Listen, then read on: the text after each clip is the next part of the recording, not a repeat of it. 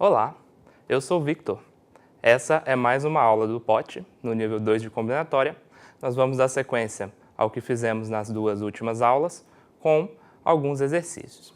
Eu convido você a, sempre que eu apresentar um exercício, tentar pausar o vídeo e resolvê-lo antes de assistir a resolução. Então, muito bem, no primeiro exercício aqui, nós temos a seguinte pergunta. Primeiro, quantos são os números de 3 algarismos? E segunda, quantos deles têm pelo menos 2 algarismos repetidos? Então vamos à resolução. Bem, quais são os algarismos que eu tenho disponíveis para formar os números, né? São os algarismos da base decimal, né, de 0 a 9. E aí, para formar números, eu preciso posicioná-los nas posições de dezenas, centenas, unidades, conforme seja. Bom, então vamos imaginar aqui as 3 posições, né, dos algarismos. A gente tem uma restrição aqui, que é a dificuldade do problema, que o número não pode começar com 0, certo? Senão, ele não é um número de 3 algarismos. Porque se eu pusesse 0, 1, 3, ele seria o 13, e 13 tem só 2 algarismos, por exemplo. Então, nós precisamos fazer essa restrição. Então, nós tomamos essa decisão em primeiro lugar, porque ela é, entre aspas, a mais difícil, certo? Muito bem. Observado isso, nós temos total liberdade de fazer as nossas decisões. Então, aqui eu posso colocar 9 algarismos diferentes, os que não são nulos. Feito isso, aqui nessa posição eu já posso colocar qualquer um dos 10. E na outra posição eu também posso colocar qualquer um dos 10. Então a minha resposta, 9 vezes 10 vezes 10, 900. É a resposta do item A. Certo? Agora, a segunda pergunta, quantos desses números de 3 algarismos têm pelo menos 2 algarismos repetidos? Em combinatória, quando você chega num problema e você vê essa expressão pelo menos, você pode pensar no problema complementar, que é o seguinte, quantos deles não têm nenhum algarismo repetido? Porque o total de números de 3 algarismos é aqueles que não têm algarismos repetidos, mais os que têm.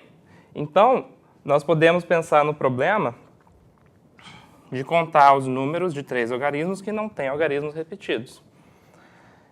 E como é que eu faço isso? Bom, acho que ficou um pouco... Vamos aqui, né?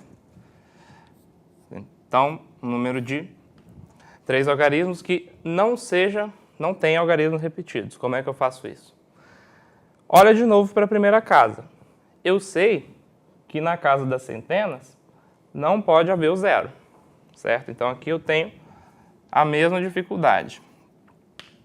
Mas eu posso eleger esse algarismo de 9 maneiras. Agora, para a segunda casa, a casa das dezenas, eu já tenho que observar o seguinte. Eu posso utilizar qualquer um dos 10 algarismos, exceto o que eu já utilizei nessa posição, certo? Então, aqui, eu tenho direito a utilizar 9 algarismos. E, finalmente, o último algarismo tem a restrição de que ele não pode ser igual ao algarismo das centenas, nem igual ao algarismo das dezenas. Portanto, eu tenho exatamente 8 possibilidades para ele.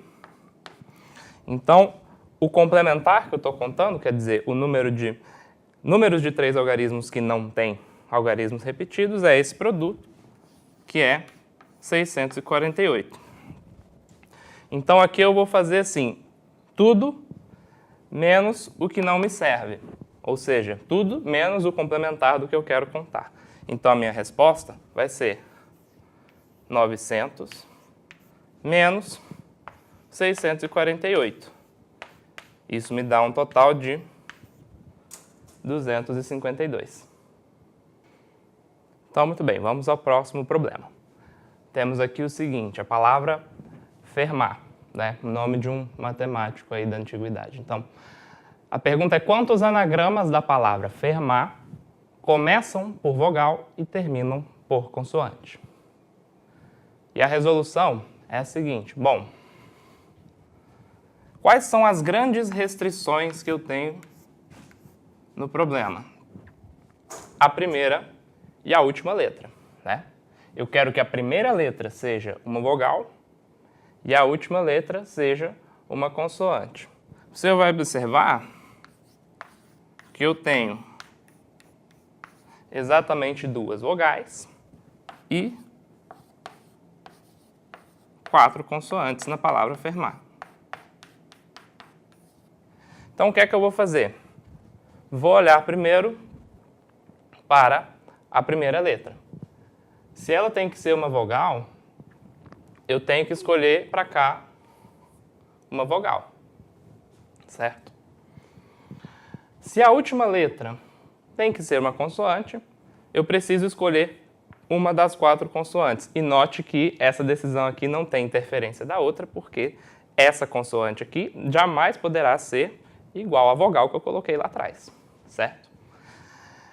Bom, feito isso, finalmente o que me resta? Essas 4 posições aqui. Repara o seguinte, depois que eu tomei a decisão de colocar a primeira e a última letra, sobraram 4 letras distintas. Se são 4 letras distintas, nós já vimos que o total de maneiras de permutá-las é 4 fatorial. Então, o resultado dessa conta é 2 vezes o 4 fatorial, que dá 24, vezes o 4. Isso dá 192. Então, vamos ao próximo exercício. Então, pessoal, agora uma questão com um tabuleiro de xadrez, certo? Você vai imaginar que eu tenho 3 torres, A, B e C. Ali eu já fiz o esquema da torre A posicionada numa certa casa do tabuleiro. Para quem não conhece as regras do xadrez, 2 torres posicionadas no tabuleiro estão se ameaçando se elas estão numa mesma linha ou numa mesma coluna. Ou seja, qualquer uma torre B ou C que eu colocar aqui, em alguma dessas casas, que estão na mesma linha e coluna de A, estão ameaçando A, e vice-versa, A também as está ameaçando.